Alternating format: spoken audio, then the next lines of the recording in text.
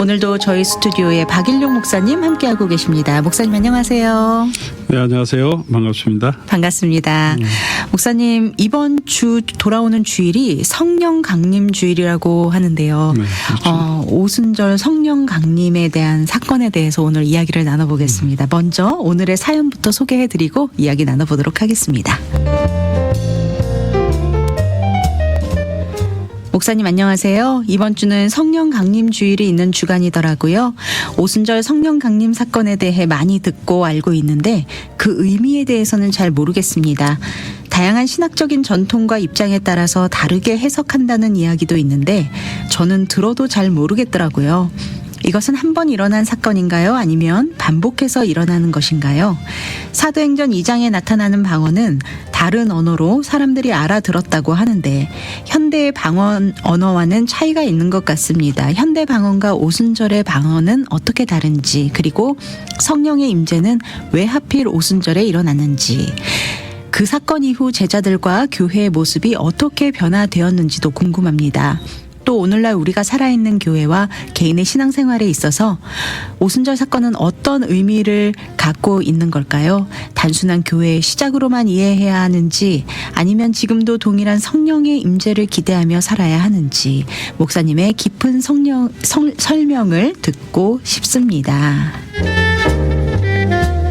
목사님, 오늘은 이런 주제를 주셨는데요. 성령 강림 주일을 맞이하면서 한번 다뤄보면 좋을 것 같은 주제인 것 같습니다. 오순절 성령 강림은 우리가 너무나 잘 아는 이야기이기도 하지만 이런 질문들을 보니까 같은 신앙을 가진 사람들도 서로 이해가 다르고 또 정말 그 의미를 제대로 알지 못하는 경우도 많은 것 같습니다. 목사님께서 한번 잘 정리해 주시면 좋을 것 같아요. 네, 일단 뭐 아주 좋은 주제 같고요. 네.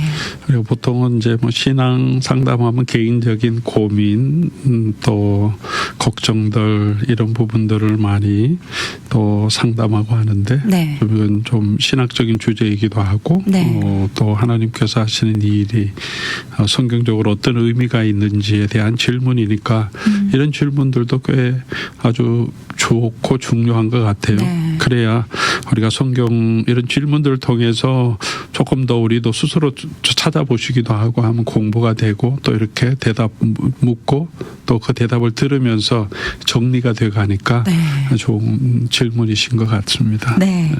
목사님, 먼저요. 개괄적으로 사도행전 2장의 성령 강림 사건은 어떤 사건인지, 그리고 그 사건은 성경에 나타나는 하나님의 구원 역사에서 어떤 의미가 있는지 궁금합니다. 네, 아주 또 좋은 질문, 시작 질문인 것 같은데, 네.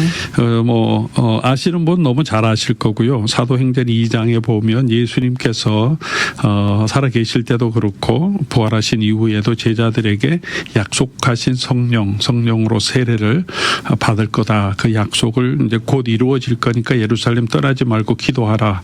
그렇게 해서 이제 제자들이 기도하는 내용이 한 곳에 모여서 이제 기도하는데, 2장에 보면 이제 오순절 날이 이르매 그러면서 이 놀라운 일이 일어났다는 것을 이 사도행전이 기록해주고 있죠. 네. 그래서 하늘에서부터 급하고 강한 바람 같은 소리가 나고 불의 혀같이 갈라지는 것이 각 사람 위에 임하여 모든 사람이, 거기 있는 사람이 다 이제 성령이 충만하게 되고, 또 각 사람이 방언으로 말하기 시작하고, 또 그곳에 예루살렘에 모였던 많은 사람들이 자기 지방 말로 그 사람들이 하나님을 찬송하는 이야기를 듣게 되었다. 그래서 네. 아주 놀라운 일들, 또 그런 소란 비슷하게 이제 그런 일들이 막 일어나서 사람들이 모이고, 무슨 일이냐 할 때 이제 베드로가 일어나서 설교하고, 엄청난 그 베드로의 설교가, 이게 그전에는 이제 공식적으로 나와서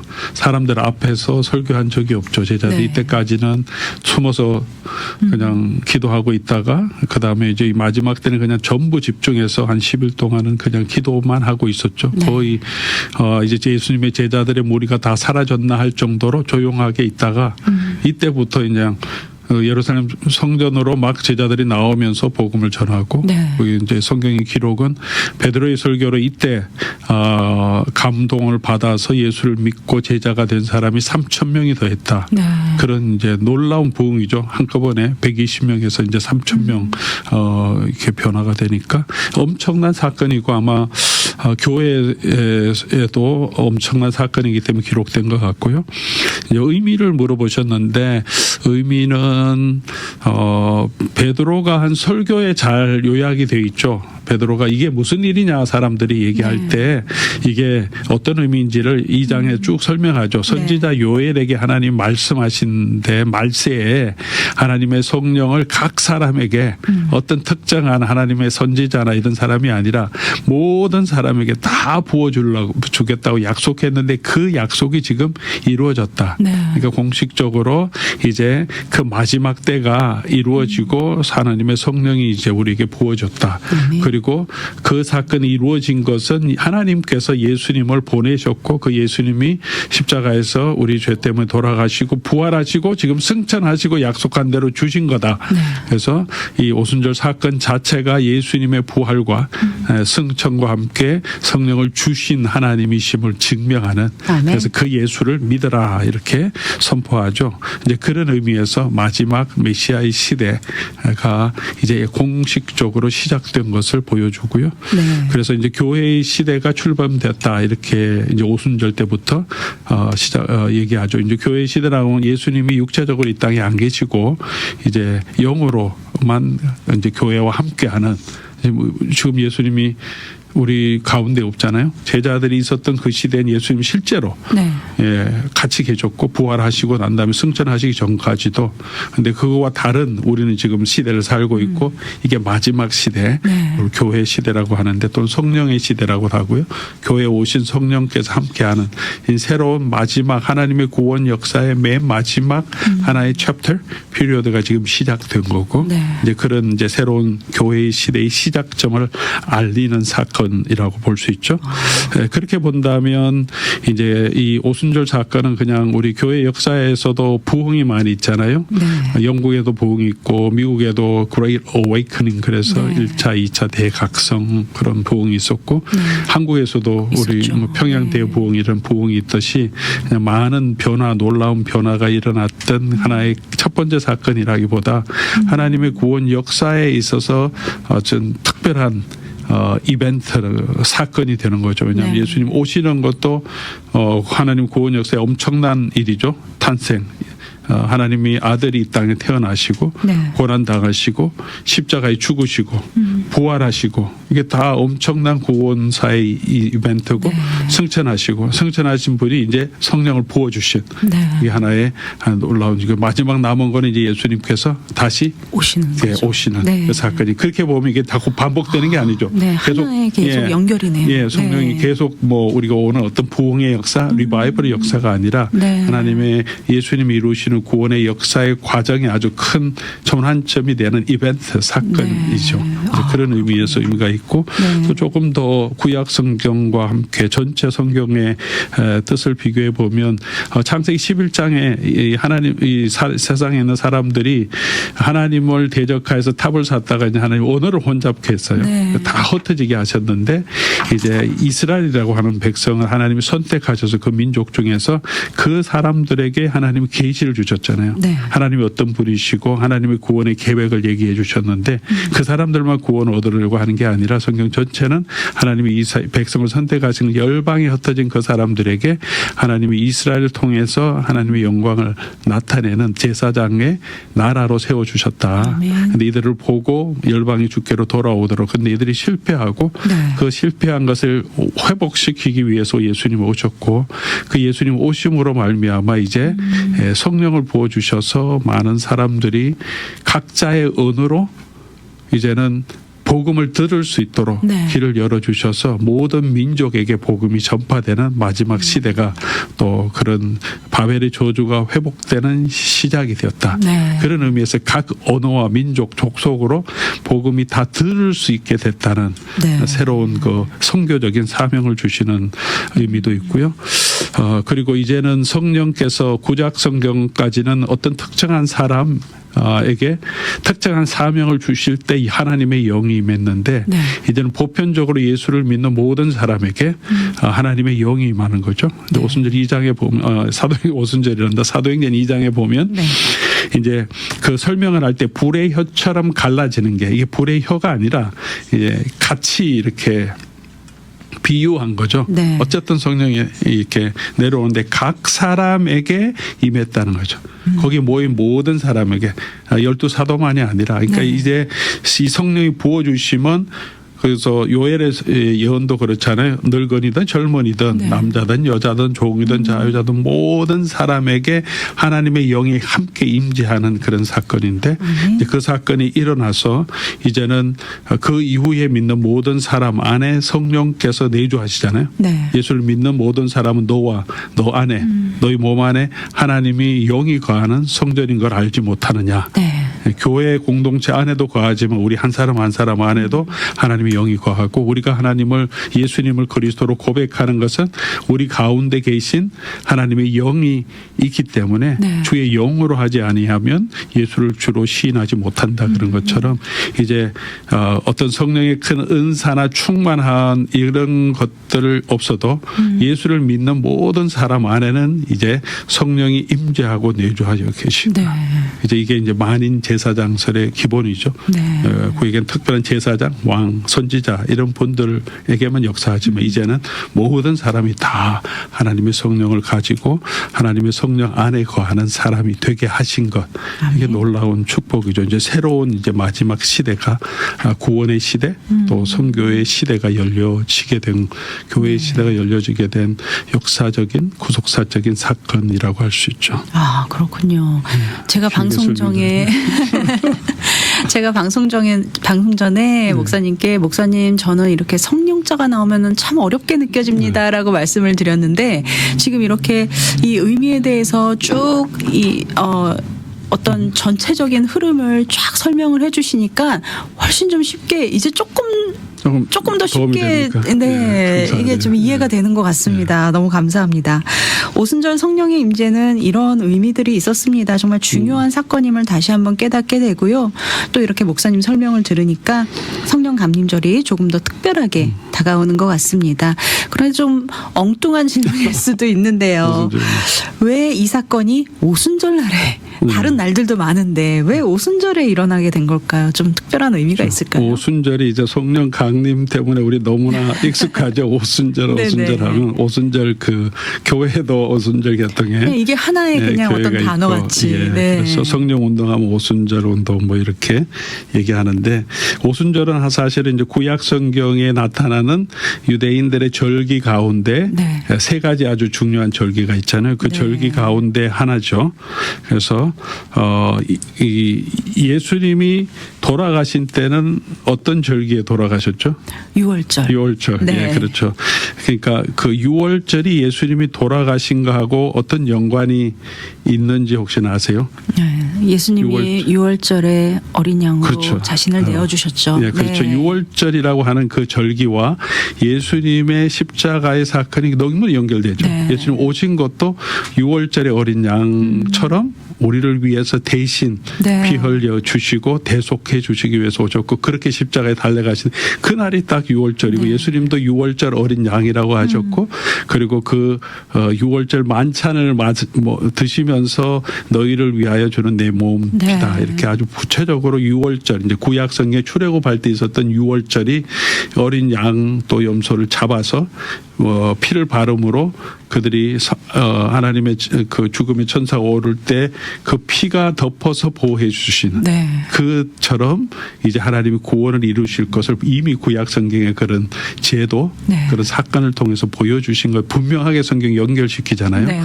그런 의미에서 6월절도 이 그냥 그때 우연히 일어난 건 아닌 걸 알 수 있겠죠. 그렇죠. 6월절에 네. 예수님 돌아가셨기 때문에 이제 오순절 제가 아까 6월절이라고 그랬네요. 오순절은 또 그런 분명히 의미가 있다는 걸 네. 우리가 알 수 있는데 오순절은 어떤 의미냐면 오순절 두 번째 이제 나오는 절기고 오순절 또는 77절 그러죠. 네. 6월절부터 50일 날 되는 날이니까 오순 50일절 그리고 77절에 하고는 6월절 지난 다음에 7 주가 지난 다음 그 다음 날 그러니까 77이 49니까 그 다음 날 되면 50일 네. 그날이 되고 또 유대 농경 사이클로 보면 이 지방에 이제 6월절은 한 해의 시작이고요. 네. 이제 씨를 뿌리고 파종하고 봄이 시작되는 시간이고 요즘으로 말하면 3, 4월이잖아요. 네. 6월절이 부활절이 그때니까 그 다음에 이제 오순절 될 때는 첫 수확을 거두는 네. 우리의 첫 수확을 거두는 그래서 그것을 기념하는 시간이거든요. 그래서 그 다음에 맨 마지막에 또 하나의 절기는 수장절이죠. 네. 그 다음에 장막절이라고도 하고 그거는 유대 달력으로는 7월, 우리로 하면 한 10월 정도 되니까 네. 그때는 마지막 수확을 거두는 날이니까 이제 이때는 첫 열매로 이제 하나님의 첫 열매를 기념하는 날인데 성령이 우리에게 주신 것은 교회에 주신 것은 하나님 마지막 구원과 부활의 첫 열매로 네. 성경이 우리에게 주셨다라고 또 분명하게 얘기하거든요. 네. 그리고 이제 예수님 다시 오실 때 그때는 우리가 마지막 하나님의 축복의 마지막 파이널 하비스트 네. 추수할 때잖아요. 네. 그러니까 그때는 수장절은 그걸 의미하고 그러니까 이 유대의 세 개의 절기가 예수님의 네. 죽음, 성령을 주심 네. 그리고 마지막 추수 때 이렇게 구원의 역사와 이미 이렇게 연관된 것을 볼 수 있죠. 네. 그래서 이 오순절 때 성령이 우리에게 주어진 우리의 성령의 하나의 다운 페이먼트로 네. 교회에게 첫 열매로 성령의 은사를 주신 거죠. 그리고 또 한 가지 오순절의 의미는 유대인들 전통에서는 모세 율법을 받은 날을 오순절 때로 전통적으로 이해해요. 네. 6월절에 이제 나왔잖아요. 출애굽했고 그리고 시내산까지 가서 모세가 율법 받은 때가 50일 걸렸다고. 네. 이제 이 출애굽기를 쭉 보면 이제 50일째 시내산에 가서 언약을 개신했다는 거예요. 그래서 네. 오순절은 이제 첫 수수의 달이기도 하지만 또 율법을 받은 새 언약의 백성이 된 언약의 공포일을 기념하는 날이거든요. 네. 그래서 그런 의미에서도 성령을 우리에게 주신 것은 성령으로 통해서 새로운 언약을 맺으시고 그리고 이제 언약의 백성으로 하나님께서 이 새 언약의 백성을 이제 모으시고 함께 그 언약을 제정한 날 네. 그렇게 되기 때문에 이제 그런 의미로도 오순절이 이제 성령을 주시는 아주 적절한 구속사적인 의미가 있고 하나님의 구원 계획 안에 있었다는 것을 알 수 있죠. 네. 오순절에 성령을 주신 것이 이런 의미가 있었군요. 아마도 오순절과 관련해서 가장 많이 나오는 질문이 오순절의 방언이 아닐까 생각이 듭니다. 사도행전 2장의 방언은 분명히 다른 지방에서 온 사람들이 자기 지방의 말로 제자들의 방언의 말을 알아들었다라고 하는데요. 그런데 지금의 방언은 사실 알아들을 수 있는 언어는 아니잖아요. 네. 그렇다면 지금 사람들이 하는 방언과 오순절 방언은 다른 것인지 지금 하는 방언은 또 어떻게 이해를 해야 되는지 궁금합니다. 네. 네. 뭐 지금 아마 이게 제일 이제 이때까지 했던 모두가 다 동의하는 거고요. 네네. 이 이제 사도행전에 있는 이 방언이 어떤가, 네. 어떤 특징을 가지고 있는가, 네. 그리고 지금 현대 우리가 이제 오순절 산하의 오순절 부흥 운동이 이제 20세기 초부터 물론 뭐 교회 역사 가운데 이렇게 띄엄띄엄 있었지만 네. 20세기 초부터 이제 온 세계에 이제 많이 퍼져나가면서 특별히 나타나는 게 이제 새로 방언을 하는 그런 일이 많아서 요즘 네. 우리 교회들 안에서도 방언의 은사를 그렇죠. 경험하는 많은 분들이 있으니까 이거하고 이제 이 사도행전에 나타나는 이 방언하고 어떻게 되냐 네. 이것으로는 이제 서로 해석학적인 논쟁이 좀 있죠. 네. 이제 그 신약 성경에 나타나는 이 방언과 지금 현대의 방언 동일하게 하나님 말씀 언약의 그 성령의 은사다 이렇게 보는 관점들이 있죠. 네. 오순절 계통의 교회들 중심으로 해서 요즘도 이제 한국 교회는 뭐 장로교 안에서도 그렇게 생각하고 경험한 많은 분들이 계시고 여전히 이제 그거와 신약 성경에 있는 방언과 현대의 방언 완전히 다르다. 왜냐하면 신약 성경이 사도행전이 분명하게 언어라고 네. 얘기를 하고 있으니까요. 그래서 2장 4절에 보면 사도행전 그들이 다 성령의 충만함을 받고 성령이 말하게 하심을 따라서 다른 언어로 말하기를 시작하다. 네. 그렇게 표현하고 곧 이어서 6절에 이 소리가 나며 큰 무리가 모여 각각 자기의 방언으로 제자들이 말하는 것을 듣고 이게 뭐지? 이렇게 저 좀 배우지 않은 뭐 페르시안 말로 제자들이 지금 얘기한다는 거죠. 자기 방언으로 들었다는 네. 거죠. 이제 8절에도 우리 각 사람이 난곳 방언을 듣게 되는 것이 어찌미냐. 우리의 각 언어로 하나님이 하시는 큰 일을 말함을 우리가 듣는다. 이렇게 표현하기 때문에 지금 4절부터 방언을 얘기하면서 계속 동일하게 지금 각 언어로 말하고 들었다는 것을 이제 강조하기 때문에 네. 이게 이제 지금 현대 하는 방언들 이제 교회에 나타나는 방언의 현상들은 언어는 아니죠. 네. 우리가 알아들을 수 있는 언어 체계, 언어라고 하는 것은 문법적인 체계를 가지고 있거든. 어떤 네. 언어든지 분석하면 그래서 성경 번역학자들이 전혀 모르는 언어, 부족의 언어도 가서 다 이렇게 조사하고 연구하면 네. 문법적인 패턴이 나오고 그리고 그래서 언어를 분석할 수 있잖아요. 네. 그래서 지금 하는 많은 반어들은 그 언어는 아니고 그냥 혀통 이게 말할 때 입이 꼬이면서 그냥 그 소리의 어떤 예. 네. 그냥 의미 없이 계속 네. 반복되는 말로 이렇게 보여지고 그래서 지금 현대하고는 차이가 있다. 그래서 이제 어떤 입장은 이제 이 신약 성경에 나오는 류의 그런 언어를 말할 수 있는 배우지 않은 언어를 말할 수 있는 특별한 성령에 충만한 하나님의 특별한 사건이고 그 당시에만 있었던 지금의 하는 방언은 그것과 다르다. 그래서 이제 그걸 어떻게 볼 거냐 하는 게 우리 이슈잖아요. 네. 그래서 그 신약 성경에 나타나는 건 분명히 언어라고 얘기하니까 그거와 지금 다르니까 지금 이 방언은 이건 우리가 신뢰할 수 없는 거야. 성령의 은사라고 볼 수 없고 또 이런 류의 방언 말하는 비슷한 현상들은 모든 종교에 다 일어나는 영적으로나 심정적으로 조금 어떤 엑스터시라고 하죠. 그럼 황홀경에 들어갔을 때 다른 종교에서도 나타나는 현상이거든요. 네. 그러니까 동일한 현상이 나타나니까 이거는 조금 좋지 않은 영이 역사한 거다. 이건 우리가 하지 말아야 된다. 좋지 않은 그렇게 보는 관점들이 있죠. 거고. 교회 안에서. 네. 이거는 이제 교회 역사 가운데서 계속 있었고 이런 방언과 은사들이 보통 이단적인 교회 역사 가운데 이단적인 사상에서 많이 나타나는 행동이기 때문에 이거는 좋지 않다. 그러면서 계속 해왔고 네. 뭐 종교개혁 이후에도 그게 주류가 됐는데 20세기 초에 이 오순절 은사운동이 있기 전까지는 네. 지금은 이제 굉장히 많이 오순절 은사운동이 굉장히 큰 그룹으로 이제 많이 네. 자리를 잡아서 이게 좀 보편화되면서 이제 훨씬 신학적으로 이 논쟁이 이제 많이 되고 있죠. 네. 여전히 이 두 가지 개념이 있죠. 지금 현대의 방언은 신약 성경의 방언과는 다르다.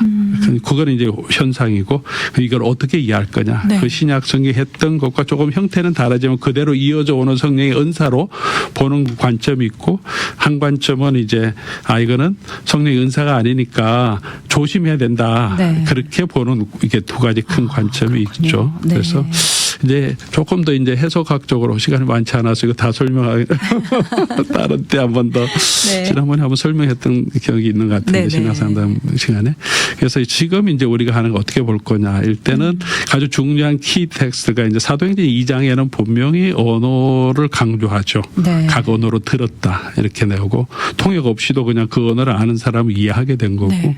근데 또 다른 구절은 이제 방언에 대한 이야기가 고린도전서 12, 13, 14장에 사도 바울이 방언에 대해서 성령의 은사를 이야기하면서 방언과 예언에 대해서 얘기하는 구절이 있잖아요. 네. 사랑장이 있으면서 그때 이제 사도 바울이 12장에도 얘기하고 13장 지나 14장에 얘기할 때는 이 방언을 설명할 때 알아들을 수 없는 소리 네. 하나님한테 영으로 기도하는 이야기 그렇게 설명해 가면서 이제 고린도 교회에 그런 방언을 하는 현상도 있었던 거죠. 너희 중에 고린도 교회 안에 있기 때문에 그러니까 그 일을 사도 바울도 알고 있었고 그걸 설명하는 가운데 너가 방언하는 그것은 알 수 없는 소리다. 그러니까 공교회 예배 시간에 이런 때는 하지 말라고 지금 얘기하는 거죠. 네. 그 도움이 전혀 안 된다.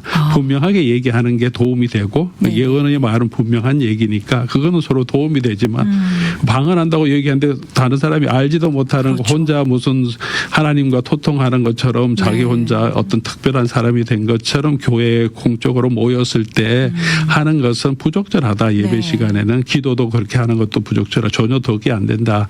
그런 은사가 있다고 생각하는 사람 혼자 집에서 기도할 때 해라. 네. 그리고 공적으로 모였을 때는 번역돼서 분명하게 설명하는 일 아니면 그냥 예언 서로 이제 분명한 말로 서로를 격려하고 또 위로하는 그런 말이 아니면 자제하라. 그렇게 한 거죠. 은사 다 좋지만 네. 그렇게 쓰는 거는 적절하지 않다. 그 얘기를 지금 고린도전서에 하거든요. 네. 그럴 때 사도 바울의 설명을 쭉 들어보면 이제 14장에 쭉 설명하는 걸 보면 이제 방언을 얘기하면서 고린도 교회에 있어놨던 방언을 이야기하면서 야, 언어로 말할 때도 다른 사람이 모르는 외국어 하면 그건 그냥 의미 없는 소리지 않냐.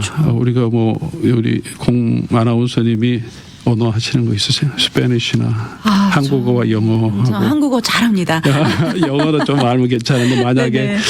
스페니쉬도 아니고 인도네시아에 있는 바하사 같은 걸 누가 막 한다 그러면 전혀 의미가 없잖아요. 그렇죠. 하나도 못 알아듣는. 그러니까 이게 방언을 말한다는 것은 그렇게 알지 못하는 언어를 얘기하는 것과 똑같이 그 사람이 다른 사람에게는 방언이라고 하지만 전혀 다른 사람의 의미가 없다 이렇게 얘기하거든요. 네. 만약 그렇게 얘기하는 걸 보면 언어라 이게 방언이라고 하는 것은 헬라어로 그냥 글로사라고 하는 단어를 번역한 거거든요. 이제 헬라어의 글로사, 그러니까 사도행전에도 글로사예요. 언어 또 방언을 말한다 할 때 동일한 단어를 써요. 글로사.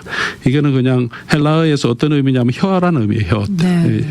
피지컬리 여기 혀, 텅 이게 네. 글로사고 헬라어로. 근데 혀기 때문에 혀로 말하라 하기 때문에 혀라는 말이 언어라는 말로 동료로 같이 써있잖아요. 네네. 혀가 언어로 서기도 하고. 그렇죠. 그래서 문맥에 따라서 이거는 언어로 얘기하는지 혀를 얘기하는지 분별할 수 있는데 네. 여기서 이제 사도 바울이 얘기하고 신학생이 얘기하는 똑같이 더 글로사 언어라는 단어를 쓰는 거죠. 네. 그러니까 언어라고 했으니까 언어를 말하는 거다. 고린도전서에도 언어 글로사라고 얘기하지 않느냐. 네. 그러니까 언어다. 그렇게 이해해야 된다. 사도행전 동일하게. 근데 사도 바울의 설명을 보면 언어라고 하면 이렇게 표현하지는 않을 텐데 왜냐하면 그때도 다 다양한 언어를 사용하고 통역하고 바울도 바이링걸, 퍼펙트 바이링걸 하고 있었고요. 헬라 말도 하고 유대 말도 하고 있었으니까. 그래서 이 고린도전서의 언어가 못 알아듣는 어떤 그런 형태의 말이었다면 현대에 있는 그 방언의 현상도 비슷한 것이 언제나 일어날 수 있으니까 네. 그런 현상들이 일어났다 이렇게 이제 보는 관점도 있는 거죠. 그래서 여전히 이제 그게 어떻게 해석하느냐 거기에 따라서 이렇게 네. 조금 해석의 차이가 있는데 그러나 이제 중요한 것은 이제 방언의 현상들이 언제나 나타날 수 있고 고린도전서에 있는 것처럼 지금의 방언도 성령께서 역사하시는 그런 현상이라고 우리가 생각한다면 근데 어떻게 사용하느냐 그 사용의 방법은 분명하게 바울이 얘기하죠. 네. 특별한 은사도 아니고 하나님이 주신 성령의 은사는 자기가 혼자서 기도할 때 사용하고 네. 그리고 그것을 공적인 예배 시간이나 다른 사람에게 사용하지 말고 네. 그리고 서로 덕을 세우는 게 더 중요하다. 네. 이렇게 얘기하죠. 만약 그런 은사를 가지고 계신 분이 있다면 그렇게 하시고 네. 또 그런 은사가 또 방언에 체험하면 성령을 분명하게 체험하는 그런 의미가 있기 때문에 또 은사로 그러니까 열매로 그 은사를 알게 되기 때문에 이제 방언이 정말 좋은가 나쁜가는 그 사람의 열매를 통해서 판단할 수 있도록 성령의 열매를 아마 그렇게 좀 구분하시면 좋을 것 같아요. 네, 오늘 신앙상담 시간 로뎀 장로 교회를 담임하시는 박일용 목사님과 함께 오순절 성령 강림은 어떤 의미가 있는 것인가요? 라는 질문에 대한 궁금증을 함께 나눠보았습니다. 오늘도 귀한 말씀으로 권면해 주신 박일용 목사님 오늘도 함께 해주셔서 감사합니다. 네, 감사합니다.